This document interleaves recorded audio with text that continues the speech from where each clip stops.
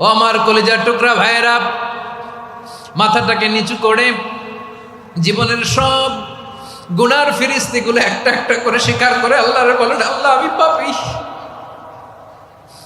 আল্লাহ আমার চেয়ে বড় পাপী এই দুনিয়াতে কেউ নাই, আকাশের নিচে জমিনের উপরে আমার চেয়ে বড় পাপী কেউ নাই।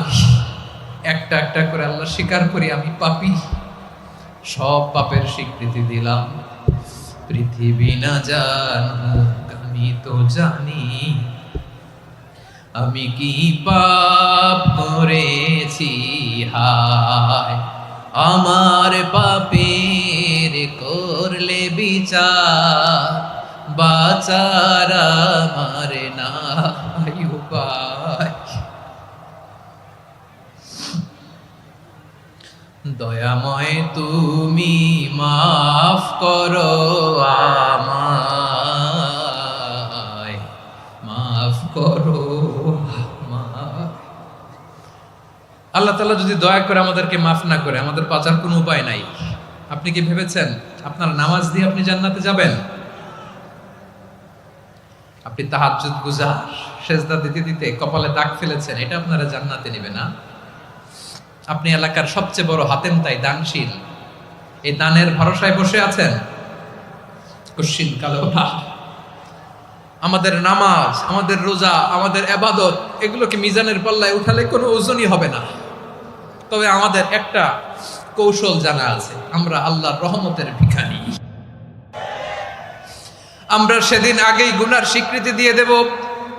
আমরা বলবো, আল্লাহ তুমি প্রশ্ন করার আগে তোমার একটা কথা বলি, আমারে কিছু জিজ্ঞেস করো না, আমি সব করেছি। এমন কোন পাপ নাই যে পাপ আমারে দিয়ে হয় নাই। তোমার রহমত দিয়ে তুমি জান্নাতে পাঠাবা, তোমার দয়ায় জান্নাতে যেতে চাই, আমল দিয়ে না। পারবেন বলতে? কিয়ামতের দিন আমরা বলবো, আল্লাহ আমার আমল দিয়ে জান্নাত চাই না, আমি তোমার দয়া দিয়ে জান্নাত চাই। তোমার দয়া ছাড়া আমার কোনো উপায় নাই। কারণ আল্লাহ যদি বিচার করে, বাঁচার কারো উপায় নাই। আল্লাহ যদি বলে ফেলেন তুই এটা করলি কেন, ওখানে গেলি কেন, কোরআনে 1000 বার নিষেধ করলাম তারপরেও এই পাপে জড়ালি কেন, এরকম প্রশ্ন ছুড়ে দিলে আমার উত্তর আছে? বাঁচার কোনো উপায় আছে? রোজ হাসরে হে আল্লাহ আমার করোনা বিচার, আল্লাহ করোনা বিচার,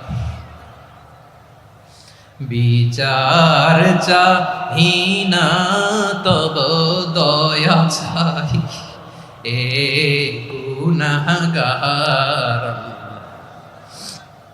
করোনা বিচার। আপনার আমল দিয়ে জান্নাতে যাবেন? কি দিয়ে যাবেন?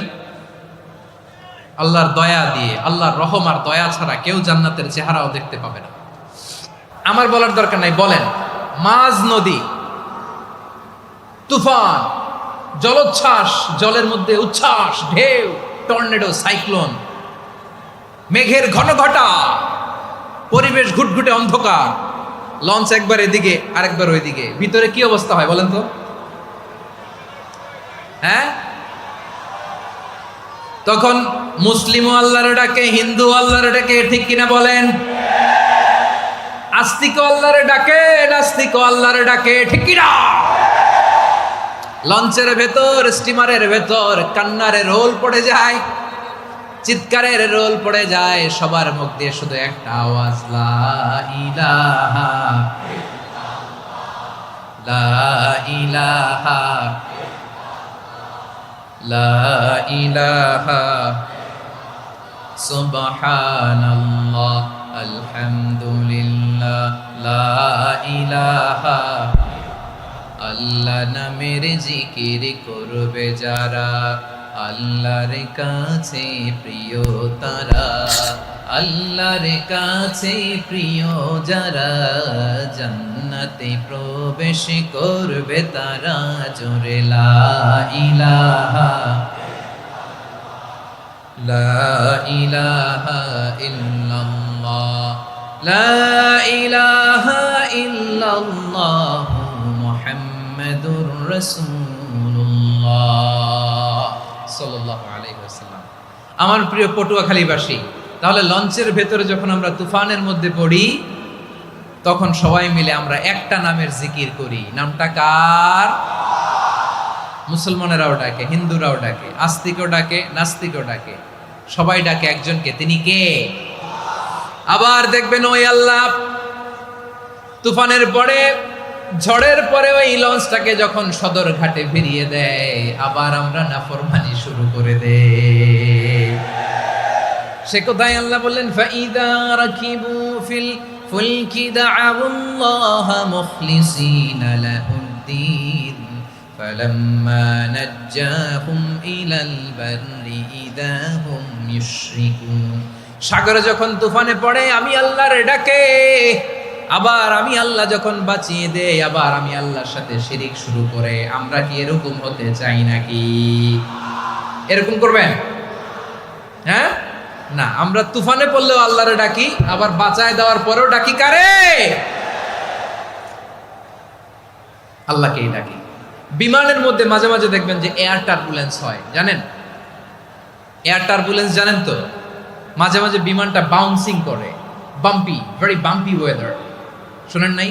40,000 ফিট উপরে যখন থাকে, তখন পাইলট মাঝে মাঝে বলে, dear passengers, ladies and gentleman, right now we are flying 40,000 feet above the ground and we are passing very air turbulence, very heavy air turbulence right now. Please fasten your seat belt. দেখবেন মাঝে মাঝে বলে যে, ভদ্র মহিলা, ভদ্র মহোদয়গণ, আমরা 40,000 ফিট উপর দিয়ে যাচ্ছি আর এয়ার টার্বুলেন্স ফেস করছি, মেহেরবানি করে আল্লাহর হস্তে সিট বেল্ট বাঁধুন। তখন বিমানটা এরকম বাউন্সিং করে, শেকিং করে। আপনারা মুখোমুখি হয়েছেন? ইদানিং এই এয়ার টার্বুলেন্স বেড়ে গিয়েছে। গত বছর আমার ইন্টারন্যাশনাল অনেকগুলো ফ্লাইট ছিল, তো আমি দেখলাম যে আগের ফ্লাইটগুলোর তুলনায় এখন এয়ার টার্বুলেন্স খুব বেশি। আমি একটু রিসার্চ করে দেখলাম, ক্লাইমেট চেঞ্জের কারণে, জলবায়ু পরিবর্তনের কারণে আকাশের বাতাসের মুভমেন্টে পরিবর্তন হয়েছে, ফলে এখন বিমান শেকিং করে বেশি, বাউন্সিং, বাম্পি ওয়েদার। তো বলেন তো, 40,000 ফিট উপরে যখন আপনি, কয় হাজার ফিট? সবাই বলুন, কয় হাজার ফিট? 40,000 ফিট উপরে যখন আপনি, তখন যখন বিমানটা এরকম বাউন্সিং করে, সবাই যখন ভমিটিং করে বিমান নষ্ট করে দেয়, বমি করে, তখন বাঁচানোর কে আছে আল্লাহ ছাড়া? কেউ আছে? ওই মুহূর্তেও সবাই মিলে একজনের ডাকে আওয়াজ করে বলেন, তিনি কে? মাঝে মাঝে কিছু সোশ্যাল মিডিয়ায় কিছু ভিডিও পাওয়া যায় যে হেভি যখন এয়ার টার্বুলেন্স হয়, 10 সেকেন্ড 15 সেকেন্ডের কিছু ভিডিও পাওয়া যায়, বিমানটা এরকম বাউন্সিং করছে, বাম্পি ওয়েদার, কাঁপছে, মানুষগুলো বমি করছে, অক্সিজেন মাস্কগুলো সব ঝুলে পড়েছে, বিমানটা শুধু কাঁপছে। তখন দেখবেন বিমানের ভেতরেও এরকম লঞ্চের মতো চিৎকার আছে না নাই? বিমানের ভেতরেও তখন চিৎকার। গত বছর হিথ্রো এয়ারপোর্ট থেকে সিঙ্গাপুর এয়ারলাইন্সের একটা ফ্লাইট, হিথ্রো টু চাঙ্গি, একটা ফ্লাইটে এমন বেশি এয়ার টার্বুলেন্সের শিকার হয়েছিল ওই এয়ারক্রাফটটা, 33 জন যাত্রী সেখানে আহত হয়েছে, একজন যাত্রী নিহত হয়েছে। কেবিন ক্রুজ, এয়ার হোস্টেস যারা আছে, একজনের নাক ফেটে, চোখ ফেটে, কপাল ফেটে, ব্লিডিং হয়ে শয়লা। প্রিয় ভাইয়েরা, ওই 40,000 ফিট উপরে বিমানটা যখন কাঁপবে, তখন আমাদেরকে আল্লাহ ছাড়া আর কেউ বাঁচানোর আছে? এত আসতে বললে হবে? ওই কঠিন মুহূর্তে আমার বাবা আমারে বাঁচাতে পারে, আমার বন্ধু আমারে বাঁচাতে পারে। এই গ্রাউন্ডে, জমিনের বুকে আমার প্রোটোকল, আমার ক্ষমতা, আমার দাম্ভিকতা, কোনো কিছু আমারে বাঁচাতে পারে একজন ছাড়া। চিল্লায় বলতে হবে, তিনি কে? সে আল্লাহ বললেন, গোলাম, আমি বিপদের সময় ঠিকই তোমাদের বাঁচিয়ে দেই। ওই বিমানের ভেতরে 40,000 ফিট উপরে যখন তোমরা এয়ার টার্বুলেন্সের শিকার হও, তখন নাস্তিকও আল্লাহরে ডাকে, হিন্দু আল্লাহরে ডাকে। জোরে বলেন ঠিক কিনা? আবার বিমানটা যখন শান্ত হয়ে যায়, একটু পরেই বিমানের স্ক্রিনের মধ্যে হিন্দি সিনেমা খোঁজে। বিমানের স্ক্রিনে কিন্তু বিশাল ওখানে আফলাম ফিল্মের একেবারে বোঝাই করা। বিমানটা শান্ত হলে আবার হিন্দি সিনেমা দেখা শুরু করে। একটু আগে ডাকছিল কারে? দেখবেন বাংলাদেশে আমাদের ক্রিকেটাররা যখন অন্য কোনো দেশের সাথে খেলে, অনেক সময় এমন হয়, বল বাকি একটা, রান দরকার 6টা। বল বাকি কয়টা? পটুয়াখালী বোঝে নাই বোধহয়। বল বাকি কয়টা? রান দরকার। আপনি দেখবেন ক্যামেরাম্যান তখন গ্যালারিতে খালি দেখায় দর্শকদের যে কি অস্থিরতা। হিপ হপ স্টাইলের মেয়েটা, যে মেয়েটার ওড়না এতক্ষণ ছিল গলায়, এতক্ষণ কই ছিল, ওই মেয়েটা দেখবেন ওড়নাটা টেনে মাথায় দিয়ে এরকম মুনাজাত ধরতেছে, আল্লাহ আল্লাহ, একটা ছক্কা, আল্লাহ আল্লাহ, আমার লাল সবুজের পতাকারে তুমি অপমানিত কইরো না আল্লাহ, ইন্ডিয়ার সাথে আমাদের খেলা, আল্লাহ আল্লাহ, একটা ছক্কা, একটা একটা। পুরো পুরো খেলা জুড়ে এই মেয়ের ওড়না ছিল গলায়, কিন্তু যখন এক বলে 6 রান দরকার, ওড়না চলে আসছে কোথায়? মাথায়। আবার মুনাজাত আছে না নাই? ঠিকই বাংলাদেশের দামাল ছেলে এমন এক শট মারলো, বল চলে গেল স্টেডিয়ামের বাইরে, ছক্কা, জিতে গেলাম আমরা। পুরো স্টেডিয়াম জুড়ে চিৎকার, হই হুল্লোড়, মৌজ মাস্তি। যেই মেয়েটা মাথার মধ্যে ওড়না দিয়ে এতক্ষণ সুবহানাল্লাহ সুবহানাল্লাহ বলে আল্লাহর কাছে দোয়া করেছে, ওই মেয়ে এখন আবার ওড়না ফেলে দিয়ে নাচা শুরু করে দিয়েছে। তাহলে আল্লাহর ভয়, আল্লাহর প্রতি আস্থা, বিশ্বাস, ভালোবাসা, এটা কি ক্ষণিকের জন্য? মানে আমার যখন লাগবে তখন আল্লাহরে ইউজ করবো নাকি? হ্যাঁ, বিপদে আপদে, সুখের সময় দুঃখের সময়, সচ্ছল অসচ্ছল অবস্থায় বিশ্বাসীরা ভরসা রাখে একজনের উপর, চিৎকার করে বলে পটুয়াখালী তিনি কে? সে আল্লাহ বললেন, গোলাম মনে করো না জাহাজ থেকে সদরঘাটে ভিড়িয়ে দিলাম তুমি নিরাপদ হয়ে গেছো, মনে করো না 40,000 ফিট থেকে সেফ ল্যান্ডিং এর পরে এয়ারপোর্টে নেমে গেলেই তুমি নিরাপদ হয়ে গেছো। ও মিয়া, বিপদ কি শুধু সাগরে আর আকাশে? ঘরের বিপদও, ঘরের ভেতরও বিপদ আসতে পারে কি পারে না? এজন্য সূরা মুলক আল্লাহ বললেন, আমিনতুম মান ফিস সামাই আন ইয়াখসিফা বিকুমুল আরদা ফাইযা হিয়া তামুর। তোমরা কি ভাবছো তোমরা নিরাপদ? সাগরের মধ্যে তুফান, আল্লাহ আল্লাহ ডাকলাম, সদরঘাটে যে পড়ছি, পয়সা গেছেন তো আপনি, আর পাবে আপনারে আল্লাহ? আল্লাহরে তো সাগরের মাঝখানে তো আল্লাহ আপনারে পাইছিল, আর তো পাবে না, আর পাবে আপনারে? আর আল্লাহ ধরতে পারবে আপনারে? ঘরের ভেতরও বিপদ দিয়ে আটকাতে পারে কে? 5 স্টার 7 স্টার হোটেলের ভেতরও আমাকে বিপদের মধ্যে ফেলে দিতে পারেন কে? আল্লাহ বললেন, তোমরা কি ভেবেছো তোমরা নিরাপদ? আমি চাইলে ল্যান্ডস্লাইডস, ভূমি ধস দিয়ে 1 লক্ষ এক মুহূর্তে নিয়ে যেতে পারি, এক সুনামি দিয়ে থাপ্পড় মেরে 3 লক্ষ সাগরের ভেতরে ঢুকায় দিতে পারি, 1 সেকেন্ডও লাগে না আমার। أم أمنتم من في السماء أن يرسل عليكم حاصبا فستعلمون كيف نذير। আল্লাহ চাইলে আকাশ থেকে পাথর বৃষ্টি নাজিল করতে পারেন কি পারেন না? এই মুহূর্তে এখানে ভূমিকম্প দিতে পারেন কি পারেন না? আচ্ছা, ভূমিকম্প যখন হয় আমাদের কারো হুঁশ থাকে? আপনি মনে করছেন আমরা সাধারণ মানুষ, আমরা দৌড় দেই, আর প্রেসিডেন্ট প্রধানমন্ত্রী ওনারা বুঝি খাটে শুয়ে থাকে? কথা বুঝে নাই বোধহয়। ভূমিকম্প, আর্থকোয়েক যদি হয়, বাঁচার জন্য আমরা কি করি? হয় খাটের তলায়, ডাইনিং টেবিলের নিচে, উপরে শক্ত কিছু আছে এটার নিচে, অথবা ঘর থুইয়া দেও দৌড়। তো প্রধানমন্ত্রী উনি কি করে? প্রেসিডেন্ট উনি কি করে? হ্যাঁ, উনি খাটের মধ্যে যে শুয়ে থাকে নাকি? উনিও দৌড়, সাধারণ মানুষও দৌড়, প্রধানমন্ত্রীও দৌড়, বাড়িওয়ালাও দৌড়, ভাড়াটিয়াও দৌড়, সবাই দৌড়। নাকি ভাড়াটিয়ারা বাড়ি থুইয়া দৌড়, বাড়িওয়ালারা আর বেরোয় না? এরকম না। তাহলে যে কোনো মুহূর্তে ভূমিকম্প দিয়ে নাস্তানাবুদ করতে পারে কে? আমার প্রিয় ভাইয়েরা, আমরা নিরাপদ নই, আমরা তার দয়ায় বেঁচে আছি। কার দয়ায়? এজন্য আল্লাহ বললেন, গোলাম যে কোনো মুহূর্তে বিপদ দিয়ে তোমাদেরকে নাস্তানাবুদ করতে পারি। বিশ্বাসী বলে যদি নিজেকে দাবি করো, সব সময় ডাকতে হবে একজন সত্তাকে। বলেন তিনি কে? এই কথা ক্লিয়ার? এই সবগুলো উদাহরণ শেষে সবার কাছে ক্লিয়ার হয়েছে না যে বিপদ থেকে, আপদ থেকে, পরীক্ষা থেকে, ক্যালামিটি থেকে আমাদেরকে কেউ বাঁচাতে পারে না একজন সত্তা ছাড়া। আবারও বলেন তো তিনি কে? ক্লিয়ার? হ্যাঁ, সবাই বুঝতে পারছেন? আচ্ছা, এবার আমরা দেখি বিষ্ণু ঈসা ইসলামের জীবনে বিপদ আপদ ছিল কিনা। উনি বিপদ আসলে কিভাবে ডিল করতেন, বিপদ আসলে কোন দোয়া পড়তে হয়, কিভাবে ফরিয়াদের হাত উত্তোলন করতে হয়, কিভাবে রবের দরবারে নতজানু হয়ে ফরিয়াদ করতে হয়, এটা জানার দরকার আছে না নাই? আসুন আমরা বিষ্ণু নবীর জীবনী থেকে দেখি বিপদ আসলে উনি কি করতেন। বিপদ আসলেই প্রথমে বিশ্বনবী সাল্লাল্লাহু আলাইহি ওয়াসাল্লাম একটা দোয়া পড়তেন। কি পড়তেন? তিনি পড়তেন ইন্না লিল্লাহি ওয়া ইন্না ইলাইহি রাজিউন। নিশ্চয় আমরা আল্লাহর জন্য, নিশ্চয় আমরা কার দিকে ফিরবো ভাই? আবার কার দিকে ফিরবো? আওয়াজ করে বলুন তো, আমরা এসেছি কার কাছ থেকে, আবারও ফিরে যাব কার কাছে? এজন্য বিশ্বনবী পড়ছেন ইন্না লিল্লাহি ওয়া ইন্না ইলাইহি রাজিউন। নিশ্চয় আল্লাহর জন্য, ওই আল্লাহর দিকেই আমরা ফিরে যাব। তারপরে বিশ্বনবী পড়তেন আল্লাহুম্মা আজুরনি ফি মুসিবাতি ওয়াখলুফ লি খায়রাম মিনহা।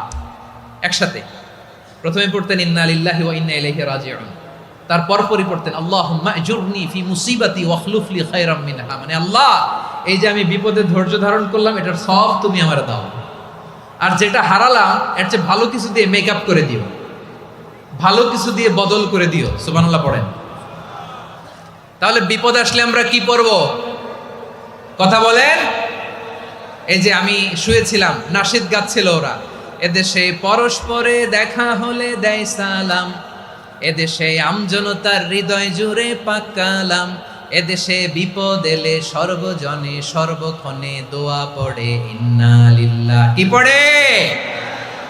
সুবহানাল্লাহ সুবহানাল্লাহ সুবহানাল্লাহ সুবহানাল্লাহ। এদেশে আজান শুনে সূর্য ওঠে শহর গ্রামে, এদেশে আজান শুনে সূর্য ডুবে সন্ধ্যা নামে, এদেশে সকল কাজে সবাই বলে বিসমিল্লাহ, এদেশে ভালো কিছু দেখে শুনে হাসি মুখে সবাই বলে মাশাআল্লাহ। সুবহানাল্লাহ পড়েন।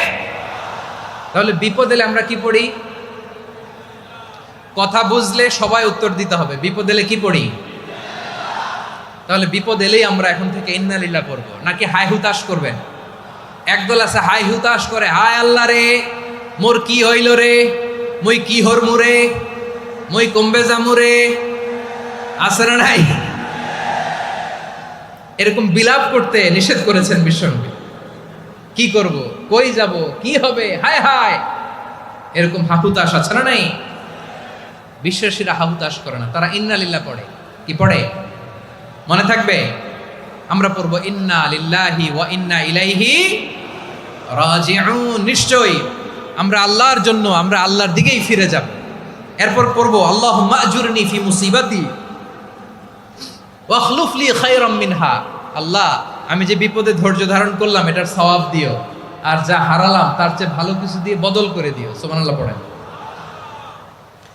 বিশ্বনবীর হাদিস শুনলেন উম্মে সালামা রাদিয়াল্লাহু তাআলা আনহা। ওনার স্বামী হলো আবু সালামা। মজার ঘটনা খেয়াল করে শুনেন আমার প্রিয় কলিজার টুকরা ভাইয়েরা। কানগুলো খরগোশের কানের মতো খাড়া করে আমার দিকে তাকান। সাইয়্যিদাতুনা উম্মে সালামা রাদিয়াল্লাহু তাআলা আনহা, ওনার স্বামীর নাম আবু সালামা। শ্রেষ্ঠ দম্পতি, শ্রেষ্ঠ ফ্যামিলি। প্রথমে হিজরত করেছিলেন হাবাসায়, পরে হিজরত করেছেন মদিনায়।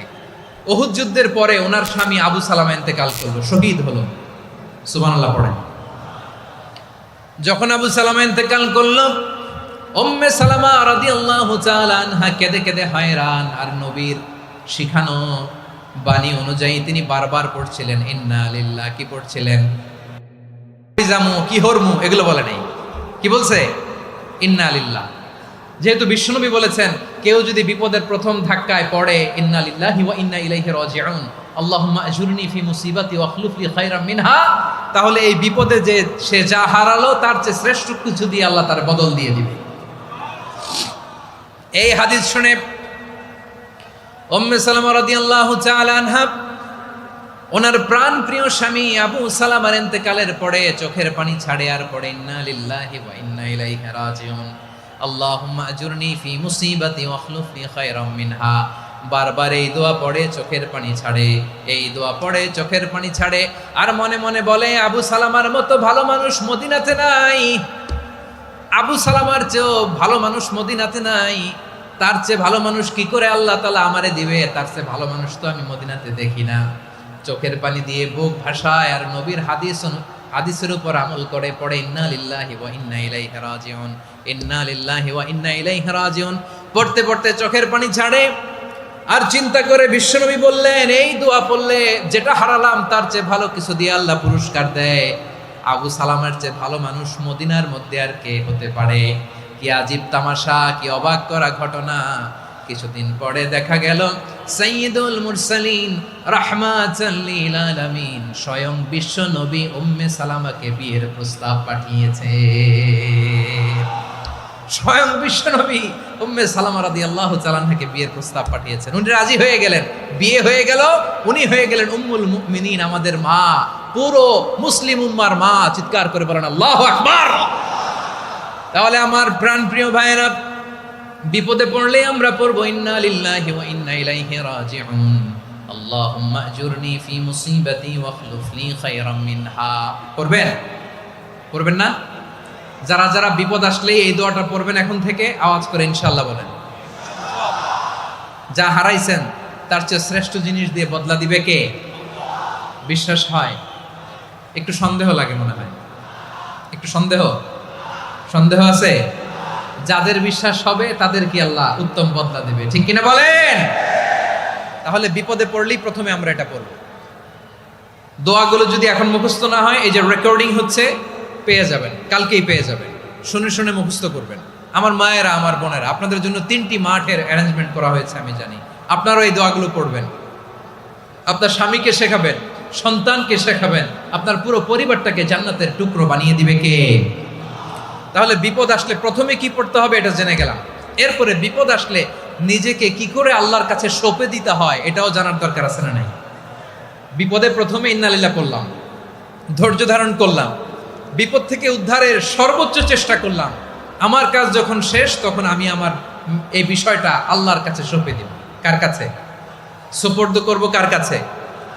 বিপদে বললে কেমন করে নিজেকে আল্লাহর কাছে সঁপে দিতে হয়, আসুন সাইয়েদনা ইব্রাহিম আলাইহিস সালামের জীবনী থেকে জানি। আল্লাহর খলিল ইব্রাহিম আলাইহিস সালাম আমাদের মতো সমাজ ব্যবস্থা পায় নাই। আমরা জন্মের পরে আমাদের কানের ভেতরে আজান দিয়েছে কে? একামত দিয়েছে কে? আমাদের বাপদাদারা আমাদের কানে আজান দিয়েছে কি? দেয় নাই। আমাদের জন্মের পরেই তো আজান, একামত, বাড়ির পাশে মসজিদ, প্রতিদিন আজান, জুমার খুতবা, প্রতি মাসে মাসে তাফসিরুল কোরআন মাহফিল, মসজিদ, মিনারা, অভাব নাই, ঠিক কিনা বলেন? আপনি যেই সুন্দর ইসলামিক এনভায়রনমেন্ট পেয়েছেন, আমাদের ইব্রাহিম খলিল উনিও কি এরকম পেয়েছিলেন? হ্যাঁ, উনি জন্মের পর পরে ওনার কানে আজান দিয়েছে কেউ? আমার প্রিয় ভাইরা, আগা গোড়া একটা শিরকি পরিবেশ উনি জন্মগ্রহণ করেছেন। উনি ছাড়া ওই তল্লাটে একজনও আল্লাহর উপর বিশ্বাসী নাই। কল্পনা করতে পারেন? গোটা তল্লাটে, গোটা দেশে বিশ্বাসী মুমিন, আল্লাহর উপর বিশ্বাস স্থাপনকারী কয়জন? সবাই বলেন কয়জন? বাকি সব মুশরিক। বাকি সব মুশরিক নিজের সাথে নিজে শক্ত বোঝাপড়া করে, অ্যানালজি করে, সেলফ কনভারসেশন করে উনি মহা সত্যের সন্ধান পেয়েছে। উনি আকাশের তারা দেখে ভাবে মনে হয় এটাই আমার খোদা, পরে দেখে তারা নাই, মনে মনে বলে না তাইলে এটা না।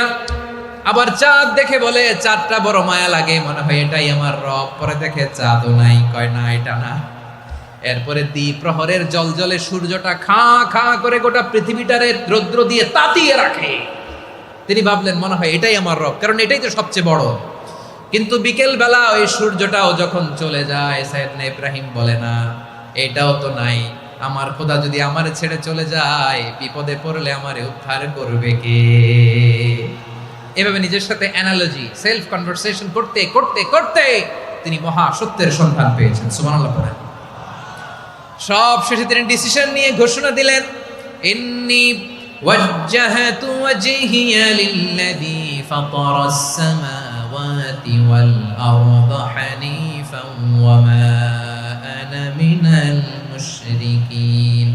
নিশ্চয় আমি এমন সত্তার দিকে মনোনিবেশ করলাম, মুখাপেক্ষী হলাম, যিনি আকাশ বানিয়েছেন, জমিন বানিয়েছেন, আমি মুশরিক নই। সুবহানাল্লাহ। পারতেন? আপনি পারতেন? কেউ নাই, লক্ষ লক্ষ মুশরিক, আপনি একা। ওনার মতো এরকম বিচক্ষণতা দিয়ে আল্লাহরে খুঁজে পাইতে পারতেন আপনি? কি নবী ছিল, আল্লাহকে খুঁজে পেয়েছে। যখন আল্লাহর ইবাদত শুরু করলো, এই কথা ছড়ায় পড়লো চারদিকে। নমরুদ সাইয়েদনা ইব্রাহিমকে ডেকে পাঠালেন। নমরুদ বলে, ইব্রাহিম তুমি নাকি মূর্তির পূজা না করে কোন নতুন রবের ইবাদত করো, কে তোমার রব? সাইয়েদনা ইব্রাহিম বললেন রব্বি আল্লাযী ইউহয়ী ওয়া ইউমীত, আমি এমন রবের ইবাদত করি যিনি জীবন দেন, যিনি মৃত্যু দেন। নমরুদ বলে তাই নাকি? তোমার রব জীবন দেয় মৃত্যু দেয়, আর এটা তো আমি দেই, আমিও তো জীবন দেই, আমিও তো মৃত্যু দেই। সাইয়েদনা ইব্রাহিম বললেন কেমন করে তুমি জীবন দাও মৃত্যু দাও একটু দেখাও তো। নমরুদ জেলখানা থেকে দুজন কয়েদিকে ডেকে আনলো, কয়েদি এনে অর্ডার করলো একটাকে এখনই শিরোচ্ছেদ, হেড অফ, ডেথ পেনাল্টি, মৃত্যুদণ্ড দেয়া হলো, ফিনকি দিয়ে রক্ত বেরোলো। নমরুদ বলে দেখো দুজনকে ধরে আনলাম, একজন কয়েদিকে দিলাম ডেথ পেনাল্টি, মৃত্যুদণ্ড, ওরে মৃত্যু দিলাম। আরেকজন যে দাঁড়িয়ে আছে চাইলে ওরেও আমি মৃত্যুদণ্ড দিতে পারি, কিন্তু না, ওরে আমি দিব না, ওরে আমি বাঁচাইয়া দিলাম, ছেড়ে দিলাম, মানে জীবন দিলাম। দেখো ইব্রাহিম, তোমার চোখের সামনে একজনরে মৃত্যু দিলাম আর একজনরে জীবন দিলাম। আপাত দৃষ্টিতে তাই তো, একজনরে তো জীবন দিল, আরেকজনরে মৃত্যু দিল। সাইয়েদনা ইব্রাহিম এবার বিপাকে পড়ে গেলেন, কিন্তু এক একজন নবীকে আল্লাহ এমন উইজডম বিচক্ষণতা দিয়ে এই জমিনে পাঠিয়েছেন, মুহূর্তের মধ্যে আল্লাহর খলিল ইব্রাহিম বললেন فإن الله يأتي بالشمس من المشرق فأت بها من المغرب فبهت الذي كفر।